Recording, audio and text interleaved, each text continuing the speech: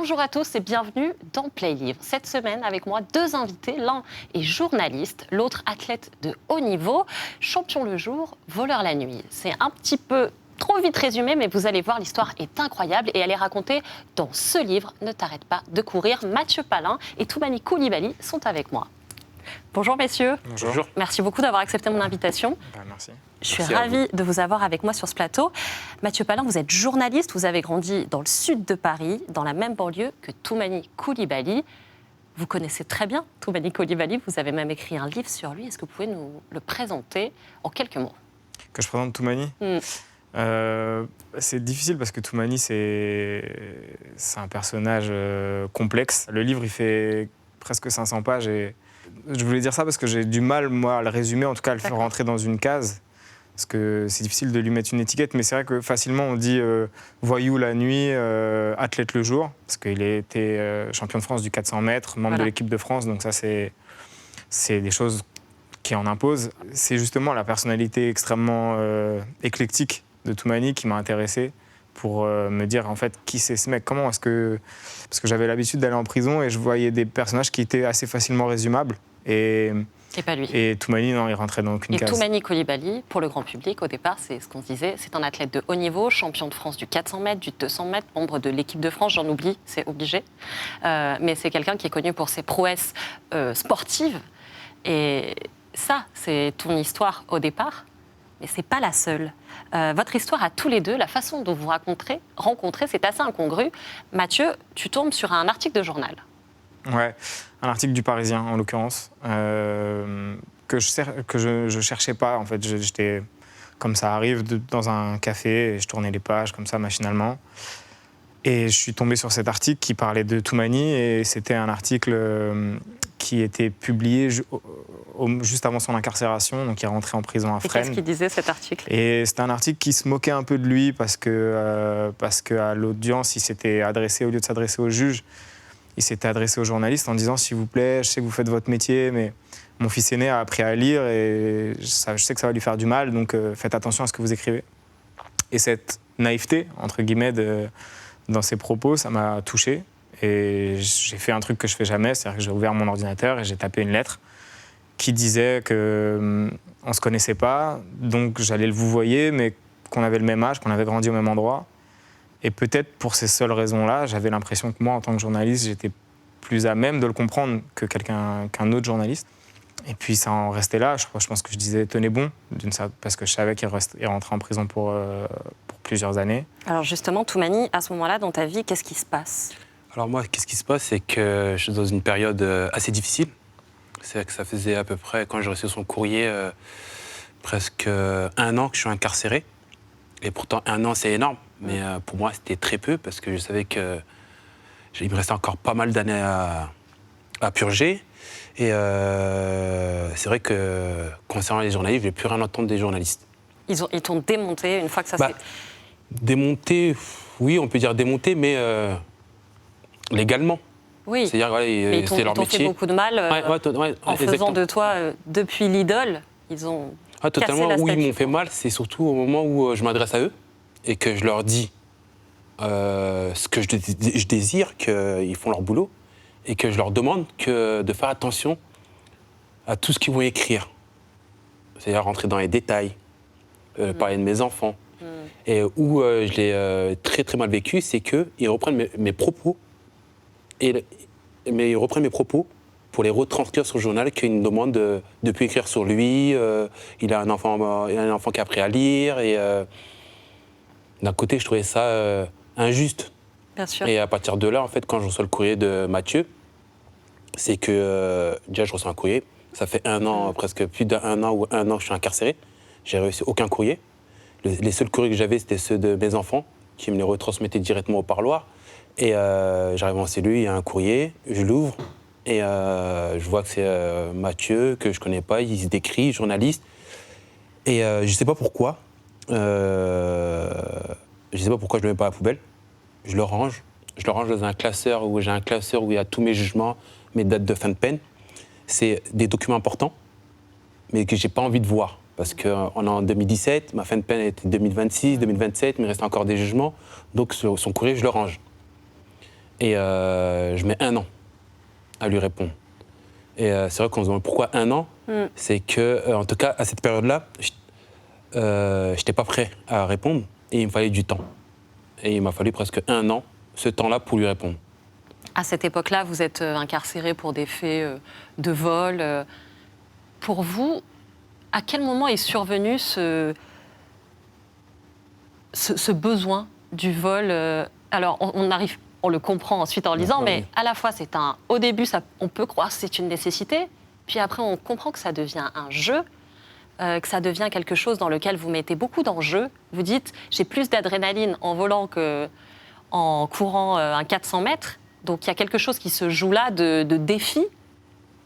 C'est ça qui se passe? Oui, totalement. Je suis quelqu'un, comme je le disais à Mathieu et à pas mal de monde, je suis quelqu'un, j'aime les défis. C'est-à-dire, je suis quelqu'un, quotidiennement, je dois me lancer des défis et je dois les atteindre. Et concernant le vol, ça commençait très très tôt, le vol. Oui, c'est ça, aux alentours de 9 ans, non? Ah non, bien avant. Bien avant. Au CP, oui, pardon. Bien avant. Ah ouais. Le CP, c'est ce que je disais à tout le monde. D'accord. Mais le vol ça a bien commencé bien avant ma classe de CP, parce que le CP, je parle de l'histoire de la Game Boy. D'accord. Alors que le vol, ça a bien commencé 1 an avant presque. Et jusqu'à là, en tout cas, jusqu'à je rencontre Mathieu, mon premier vol, je l'ai raconté à personne. Ni à mes frères, ni à mes amis, ni à mes parents. Et pourtant, je suis très proche de mes frères. Vous aviez honte? Ouais, j'avais honte. Et c'était une façon aussi de protéger. C'était votre secret aussi? Ouais, c'était mon secret qui était enfoui de moi.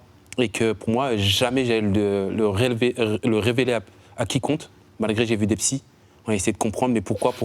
Et c'est vrai que. Ils s'y sont cassés les dents. Ouais, et ce qui est marrant, c'est que quand je commence mon histoire de la Game Boy, et que au bout de des mois, 1 an, 2 ans, on n'arrive toujours pas à mettre pourquoi. Et c'était quoi ce tout premier vol alors? Ah, c'est tout Vous premier l'avez pas vol. dit à votre famille, vous allez me le dire avant. Attends, du coup, je l'ai dit dans le livre et je l'ai dit à Mathieu. Et même quand j'ai lu le livre, j'ai appelé Mathieu. J'ai refermé le livre, ça m'a mis un hypercute. C'était compliqué. Vous voulez bien le raconter pour le... Ouais, totalement. C'est ceux qui nous regardent. Voilà, je suis d'une famille nombreuse, de 18 frères et sœurs. Ouais. Et je sais que je suis 5e de la fratrie. Et j'étais le chouchou, entre guillemets, de ma maman. Et on va faire les courses à ED, un magasin que je connais très très bien. On va faire les courses, mais on va faire les courses pour un truc spécifique. Acheter des savons de Marseille pour toute la famille. Elle avait une somme. En plus, elle avait une somme exacte pour acheter le nombre de... Tant de savons. Tant de savons. On arrive à ED. Et moi, j'étais quelqu'un, malgré que j'avais droit à tout, j'étais un peu pourri gâté. Ouais. C'est-à-dire quand je voulais quelque chose, il me le fallait. Et du coup, à un moment, on passe dans un rayon et je voulais un paquet de bonbons. Et ma mère me fait comprendre, non, c'est pas possible. Et c'est pas possible. Et moi, en tant que je suis un petit caprice, je commence à pleurer, à chouiner. Non, je le veux. Et ma mère, elle cède, comme elle cédait à toutes mes demandes. Et elle cède, elle ouvre le paquet de bonbons. Et en fait, elle se sert comme si le paquet de bonbons il était acheté. Et là, il y a un monsieur qui lui fait une remarque. Moi, j'avais 5 ans. La remarque qu'il lui fait, sur le coup, je comprenais pas je comprenais pas. C'est bien après que j'ai compris ce qu'il disait. C'était pas quelque chose de fameux ou de positif, quoi. Et là, à partir de là, en fait, il y a un truc qui s'est instauré en moi. Plus jamais, ma mère volera pour moi, quoi. C'est-à-dire, si je veux quelque chose, c'est à moi de me démerder. Et votre maman, elle a une importance cruciale, évidemment, comme l'ont les mamans, mais chez vous particulière, parce qu'elle vous dit cette phrase qui devient mythologique quasiment chez vous. C'est pas toi qui vole mon fils, c'est ta main. C'est ta main qui vole, exactement. Et là, elle signe votre laissez-passer, quoi. Exactement. Et aujourd'hui, si je lui posais la question, est-ce qu'au moins tu te rappelles de ce fameux jour de ED? Non, c'est impossible qu'elle puisse s'en rappeler. C'est vraiment impossible. Et pourtant, dès qu'elle me dit non, mon fils, c'est pas toi qui vole, c'est ta main qui vole. Et je sais pas d'où elle va chercher ça. Et peut-être je me trompe, qu'elle se rappelle très très bien de ce fameux jour. Mais jusqu'aujourd'hui, en tout cas, je suis encore incapable de lui faire dire, quoi. De lui demander, de lui poser la question. Et c'est une façon, voilà, ma mère, je l'aime, je la protégeais jusqu'au bout. De lui reparler de cette histoire, c'est une façon aussi de peut-être me De la mettre mal à l'aise. Ouais, et tout décharger, tout remettre sur elle. Alors que non, c'est ma main qui vole. Mathieu, justement, ce qui est fou, c'est qu'on se rend compte que cette histoire de Toumani, vous l'avez presque fait vôtre, en fait. Il y a une telle attraction, une telle confusion, presque, parfois, je dirais, entre vous deux. Qu'est-ce qui vous a conduit à ce tropisme, cette attirance, pour Toumani et son histoire et son parcours, et qui il est carrément, parce qu'on voit que ça ne s'arrête pas à son parcours. Vous êtes très proches tous les deux, vous adorez Toumani, en fait. Oui, il y a des... À la base, c'est une intuition. C'est que je lis un article dans le journal, je me dis, étant journaliste, je me dis, potentiellement, il y a une bonne histoire. Donc ça, c'est la première intuition. Ouais. Après, quand on se rencontre, en fait, j'ai oublié son existence, parce qu'il met 1 an à me répondre. Moi, je lui envoie une lettre, la semaine d'après, j'attends une réponse, celle d'encore d'après, j'attends une réponse. 6 mois plus tard, j'ai oublié même qu'il existe. Et donc, quand il me répond, je vais le voir, mais presque par politesse, parce que par respect, il m'a répondu, c'est moi qui a... Mais vous êtes déjà passé à autre chose. Et je suis passé à autre chose. Et en fait, c'est le jour où je le rencontre que je réalise avoir vraiment envie d'y retourner, comme dans un coup de foudre amical, un peu comme quand on débarque dans une pièce, il y a plein d'inconnus, et puis on ne sait pas pourquoi il y a une personne avec qui ça match, ça se passe bien. Et j'avais l'impression que pour Toumani, c'était réciproque. C'était pas moi qui me mettais ça dans la tête, parce qu'il me disait, ouais, t'as dû remarquer que j'ai beaucoup parlé. Si tu veux, tu peux revenir la semaine prochaine. Oui, comment se justifier après un date, en fait. Oui, voilà, tu m'as trouvé bavard. Ouais, c'est ça, exactement. Et... Comment elle s'est passée, justement, cette rencontre à tous les deux? Cette première rencontre? C'est particulier parce que quand on rencontre quelqu'un... en fait, quand on va au parloir, on ne va pas au parloir pour rencontrer quelqu'un. Oui. On va au parloir pour... voir quelqu'un qu'on connaît déjà. Pour soutenir un proche, pour soutenir un frère, un père, un copain. En tout cas, pas pour dire bonjour, comme bonjour, je me présente, Mathieu Palin. Enfin, ça n'a pas de sens. Et d'ailleurs, c'était un peu bizarre parce que je ne le connaissais pas, mais j'y allais avec un permis de parloir famille. Donc... au parloir, on passe différents sas de sécurité, un peu comme dans un aéroport. Et à chaque fois, ils appellent en fonction de la personne détenue. Donc, ils appelaient famille Koulibaly, et c'était moi qui arrivais, qui levait la main. Oui, famille Koulibaly, c'est moi. Et là, vous voyez débarquer Toumani. Et c'est très particulier, ouais. Et vous voyez encore un athlète, parce qu'il continue de s'entraîner en prison. Ouais. Ça, vous ne le saviez pas? Je le savais pas. En tout cas, je ne savais pas que c'était sérieux à ce point. Parce que... la prison, c'est un univers, tu en parleras bien mieux que moi, mais c'est un univers dur, de souffrance. Et le 400 mètres, qui est sa discipline, c'est la discipline probablement qui génère le plus de souffrance dans l'athlétisme. Qu'est-ce qui vous arrive, Toumani Koulibaly?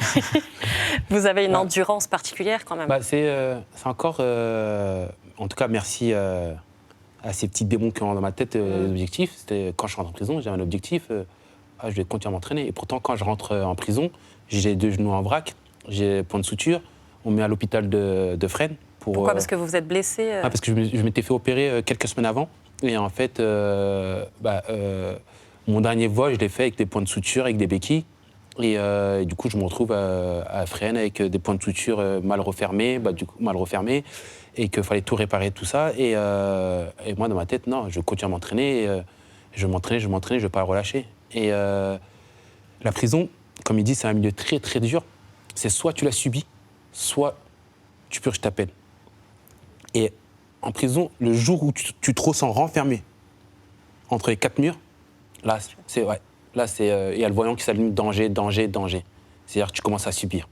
Et moi, je me dis, il faut que jamais que ça m'arrive. Et c'est grâce au sport que j'ai réussi en tout cas, à me dire, je ne suis pas en prison, mais je suis dans un camp d'entraînement. Tu t'es fait une discipline. Ouais. Tu t'es dit, je sors de là, il faut que je sois champion de nouveau, capable d'être champion en tout cas. Être capable et pas de regrets. Et surtout pas de regrets. Et c'est vrai que souvent, en tout cas, tous mes ex-détenus, co-détenus, ils me disaient, mais pourquoi tu t'entraînes? Et j'étais par terre, je criais de la souffrance. Et même au fond, quand je racontais mes séances à Mathieu, au fond de lui, de dire, bon, il en rajoute un peu. Il en rajoute un peu. Il en rajoutait un peu? C'est ce que vous pensiez ou pas? En fait, je me disais,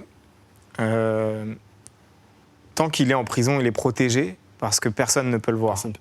Et donc, il peut me raconter ce qu'il veut sur ses entraînements. J'arriverai pas... Et c'est un peu pour ça aussi que dans le livre, à un moment, je me dis, moi, je ne suis pas un athlète, mais j'ai toujours fait du sport. Je pense que j'ai un cardio qui est encore assez respectable. Donc je vais aller courir avec lui, au moins je le verrai de mes propres yeux. Et donc, là, ouais. bon là j'ai bien senti ma douleur, mais c'est vrai que pendant toute la période de détention, vous êtes protégé par la prison parce que vous êtes invisible. Invisible et à la fois invisibilisé aussi dans une souffrance Ça c'est sûr. complète, totale. Et vous, est-ce que votre rencontre avec Mathieu, c'était en fin de peine? Vous étiez déjà en fin de peine? Non. Notre rencontre, j'étais dans une période très, très compliquée, encore plus compliquée que quand j'ai reçu le courrier. Parce que quand j'ai reçu le courrier, je savais que aucune chance de sortir maintenant. Ouais. Et que dans ma tête, la sortie, j'y pensais pas. Et au moment qu'on se rencontre, j'étais dans une période où j'étais en attente de jugement et j'étais en plein aménagement de peine. C'est-à-dire que j'avais droit à l'aménagement de peine et j'étais en plein jugement, en attente de jugement où j'avais pas de date. C'est-à-dire que je déposais des dossiers d'aménagement de peine qui ont été refusés parce que j'avais des jugements en cours. Et du coup, ça veut dire que c'est compliqué à gérer parce que je peux sortir, mais pas encore. Je peux sortir, mais pas encore. Et du coup, quand je rencontre Mathieu, je sors presque 2 ans après. Un peu plus même. Même plus, c'était en août 2018 et je ressors en février 2021. Aujourd'hui, je vais un peu tuer le suspense. Mais bon, vous avez arrêté de voler, Totalement. vous continuez le sport. Ouais. Au même niveau, vous continuez vos entraînements avec le même engagement. Le même engagement, encore plus qu'avant. Et je loupe aucune séance. J'y suis tous les jours. Mais vraiment, je retrouve ce que j'ai toujours cherché, c'est-à-dire l'adrénaline que j'ai toujours cherché. Aujourd'hui, je suis amplement satisfait avec le sport. Et comment vous avez réussi à vous sevrer? Parce qu'il y a une part, clairement, on le comprend en lisant le livre, il y a une part psychologique, c'est pas du tout un délire matériel, même si vous le dites, Mathieu, c'est vrai que l'athlétisme, c'est pas un sport qui paye. Donc oui, il y a aussi ce côté financier, mais il n'y a pas que ça, on le comprend chez Toumani Coulibaly, que c'est comme une dissociation, comme s'il y avait 2 Toumani, le Toumani de l'ombre, le Toumani lumineux, c'est caricatural, mais c'est expliqué de manière beaucoup plus développée dans le livre. Mais moi, ce qui m'intéresse, c'est qu'est-ce qui, chez vous, Mathieu, presque une âme de sauveteur, presque une âme de... Pourquoi avoir voulu sortir Toumani de ce cercle infernal et du vol et de la compétition et du vol? En fait, il y a un truc qui est difficile, qui peut-être se sent pas forcément dans le livre, mais il se passe beaucoup de temps et beaucoup de parloirs. Il y a une récurrence qui fait que moi, je vais pas le voir avec une démarche utilitaire. Je me dis pas, là, je vais écrire un article sur lui. Oui, vous avez mis J'y ça un vais peu de presque côté. en oubliant que c'est un réflexe. Tous les mercredis matins, je me lève à 6 heures et je vais le voir. Et plus j'y vais, plus j'apprends à le connaître. Plus je me sens proche de lui. Et cette distance du journaliste un peu légale qui fait que voilà, si on veut être capable d'écrire sur les gens, il ne faut pas non plus qu'on passe nos vies avec. Il faut être capable à un moment de s'en détacher. Distance. Cette ligne jaune-là, je l'avais complètement franchie.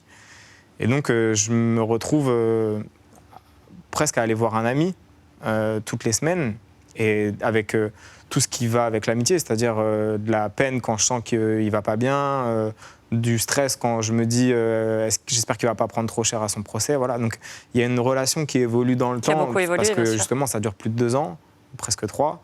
Et sur ces 3 ans, j'ai commencé en tant que journaliste complètement inconnu à le vouvoyer, et j'en suis sorti avec une relation qui était complètement modifiée, quoi. Toumani vous a fait du bien, cette relation avec Mathieu? Moi, je veux dire, qu'est-ce qui a fait que ça marchait avec Mathieu? C'est qu'au fond de moi aussi, je cherchais quelque chose que jusqu'à là, je connaissais le mot, mais je ne savais pas en fait réellement qu'est-ce que c'était avoir un ami.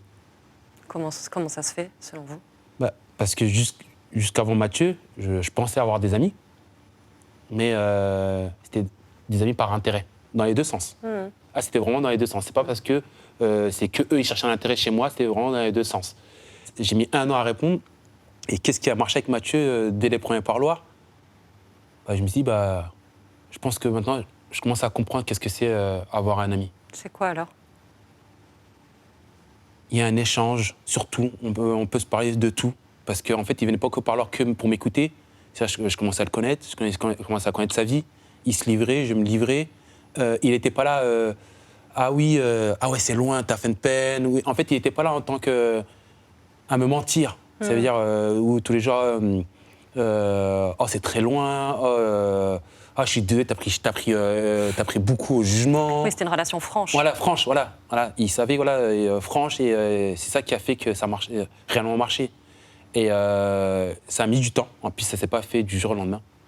Et j'ai réussi à me livrer à lui.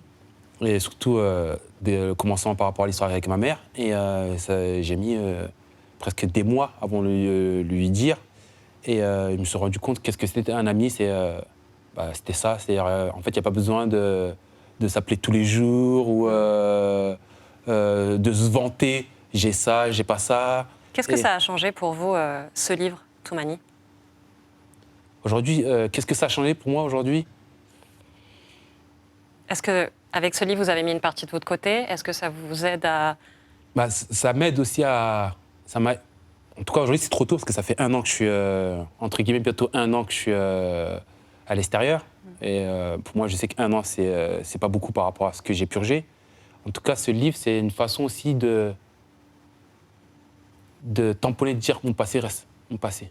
Et j'ai donné ma version et elle est ouverte à tout le monde. Aujourd'hui, vous êtes comptable? Aujourd'hui, ouais, je suis comptable. Et ça, c'est très beau aussi ce que vous écrivez, Mathieu, mais vous dites aussi, Toumani, c'est pas... On sait à quel point la prison fait des désastres, on ne se ment pas là-dessus, tout le monde est au courant de ce que c'est que purger une peine et c'est terrible. Mais vous dites que chez Toumani, et c'est ce que vous disiez vous-même, elle a permis de développer d'autres choses et que sa grande intelligence, c'est le mot que vous utilisez, lui a permis de s'adapter aussi et justement de rebondir. Qu'elle n'a pas eu un effet si néfaste que ça, en fait. Non, moi, d'ailleurs, avant de rencontrer Toumani, j'avais une conviction, c'était que la prison, elle ne servait à rien. C'est ça. Et qu'au lieu de se vanter dans tous les débats présidentiels, on va construire 15 000 places de prison, j'attendais qu'on me dise on va les détruire. Et c'est encore ce que je pense, hein. Mais c'est vrai que Toumani est un peu l'exception qui confirme la règle, parce que quand je l'ai rencontré, il m'a dit moi je fais du sport, j'apprends un métier, j'ai passé un CAP, oui, j'ai passé, il a quand même eu des possibilités ouais, que vous avez su prendre, mais effectivement. Ouais. En fait, c'est ne pas faire de sa peine une parenthèse vide. C'est réussir à en faire quelque chose, parce que si vous rentrez, vous êtes abîmé, vous passez 5 ans en prison, vous sortez, vous êtes forcément plus abîmé que vous y êtes rentré. Et ça sera pas forcément, ça va pas aider à votre réinsertion, ça va pas aider non plus la société. Donc ma vision de la prison, c'était ça. Après, il y a des exceptions, Toumani en fait partie. Et dans le livre, on croise certains de ces anciens co-détenus qui s'endorment un peu, parce que la prison, c'est aussi c'est aussi un endroit dans lequel vous oubliez à être adulte. Vous avez pu à gagner votre vie, vous avez pu à payer le loyer, vous avez pu... Et donc, vous pouvez vous endormir, finir par vous lever à midi, vous coucher à 4 h du matin, essayer de grappiller un peu de temps sur le lendemain en se disant c'est encore un jour de gagner. Et ça, je le critique pas. Je pense que moi, je suis pas à leur place. Si demain, ça m'arrivait et que je me retrouvais incarcéré, je serais peut-être dans la même situation. Mais en tout cas, ce qui est sûr, c'est que Toumani, c'est pas ce qu'il a fait. Et pour ça aussi, j'avais du respect. Et ça m'a intéressé. Il y a le titre aussi de ce livre qui est beau, c'est « Ne t'arrête pas de courir ». Ce titre, c'est un poème qui vous l'a inspiré, ou en espagnol. Ouais. C'est très beau. Vous pouvez nous en parler un peu plus, Mathieu? En fait, à la base, le titre que j'avais mis à ce livre, c'était « La brûlure du lactique ». Et tout le monde dans la maison d'édition m'a dit « Alors là, personne ne va comprendre de quoi tu parles. » Ouais. Le lactique, c'est ce poison qui vous monte dans les cuisses quand vous courez le 400 mètres. Et finalement, je me suis dit « Ok, bon, ce titre est nul, il faut que j'en trouve un autre. » Et j'ai reçu une lettre, comme quoi c'est un livre aussi qui parle de lettres, mais j'ai reçu une lettre qui... sans rentrer dans les détails, qui vient de quelqu'un d'assez proche, cette personne est aussi incarcérée. Et dans cette lettre, il y avait un poème, un long poème en espagnol. Moi, je ne parle pas l'espagnol, donc j'ai appelé une copine catalane qui me l'a traduit. Et il y avait cette idée de ne pas s'arrêter, que le jour où vous arrêtez de courir, c'est un peu le jour où vous mourrez. Alors qu'elle n'était pas du tout au courant de ce que je faisais avec Toumani. C'était vraiment une lettre comme ça qui est tombée en parallèle. Mais j'ai trouvé qu'il y avait une certaine justesse avec cette histoire-là. Il vous plaît ce titre, vous, Toumani? Il vous ressemble? Oui, totalement. Parce que c'est vrai que dès qu'il me dit qu'il ne manque plus qu'un titre, et on s'est dit et ne t'arrête pas de courir, en fait, ça résume, en quelques lettres, ça résume totalement ma vision des choses. C'est quoi votre vision pour la suite, Toumani? Continuer, pas d'objectif, c'est-à-dire gravir les échelons. Et avoir aucun regret. Avancer, que ce soit niveau pro, niveau famille, niveau sportif, amicalement, dans tout, en fait. Et vivre heureux, quoi. Alors, à l'époque, vous ne vouliez pas que votre fils lise ce qu'on écrivait sur vous. Est-ce qu'aujourd'hui, il a lu le livre? Il n'a pas encore lu le livre. Je comptais le faire lire ce week-end, parce qu'on part ce week-end. Mais il est au courant de tout. C'est-à-dire, il est au courant de tout. Et souvent, et surtout ma fille, j'ai vu papa à la télé, j'ai vu papa à la télé, j'ai vu papa à la télé. Juste d'entendre ça, je suis content. Je suis content et eux-mêmes, ils sont fiers. C'est-à-dire, ils sont fiers de ce que je fais. Même si, à part le plus grand, qui comprend maintenant, il arrive à résumer le début, milieu et la fin. Et les autres, en plus bas âge, qui ne comprennent pas trop encore. En tout cas, juste les voir qu'ils sont heureux et que je suis là pour eux, il n'y a rien de mieux, quoi. Merci beaucoup à tous les deux. Je vous avais demandé de venir avec un clip que vous aimez bien, parce que sur Click TV, on écoute beaucoup de musique. Et vous, Mathieu, m'avez répondu. Et vous, Toumani, vous m'avez dit, non, pas de musique. Vous n'écoutez pas du tout de musique? Du tout. Jamais, j'écoute pas de musique. Il n'y a rien qui agresse à vos yeux? Rien. Aucune musique? Aucune musique, mais vraiment aucune musique. Les seules musiques qui reviennent en test, c'était Partir un jour, tu biffuis. Mais non. Ouais. Ok, donc on va quand même se porter sur le choix de Mathieu, vous m'en voudrez pas. Et Mathieu, vous vouliez écouter Kendrick Lamar et Aïe, pourquoi cette chanson? C'est une chanson en fait qui m'a été présentée par une rappeuse américaine quand j'étais en reportage à Chicago, qui s'appelle Jando, qui monte un peu d'ailleurs maintenant, et qui m'a dit c'est une chanson que j'aime bien. Elle venait juste de sortir parce que c'est la première fois que j'entends un noir dire I love myself, je m'aime. Et c'est un message à l'adresse de la communauté nord-américaine. Et du coup, j'ai écouté la chanson et elle m'a beaucoup plu. Donc quand vous m'avez demandé un clip, j'ai proposé celle-là. On l'écoute. I've been through a whole lot, trial, tribulation, but I know God. Satan wanna put me in a bow tie. Pray that the holy water don't go dry, yeah, yeah. As I look around me, so many motherfuckers wanna down me, but they know me gon' never drown me. In front of a dirty double mirror, they found me, and I love myself. The world is a ghetto, big guns and dick inside. I love myself, But they can do what they want whenever they want, I don't mind. I love myself, He said I gotta get up, life is more than suicide. I love myself. Mathieu, Toumani, merci beaucoup d'avoir accepté mon invitation sur le plateau de Playlivre. C'était un plaisir de vous recevoir. Ce livre, il est magnifique. Vraiment, je vous encourage à lire. Beaucoup de poésie, en plus de l'intelligence du propos et de l'histoire, évidemment, épique à souhait. Voilà, je recommande. Merci beaucoup à tous les deux. Merci à vous. Et à très vite dans Playlivre.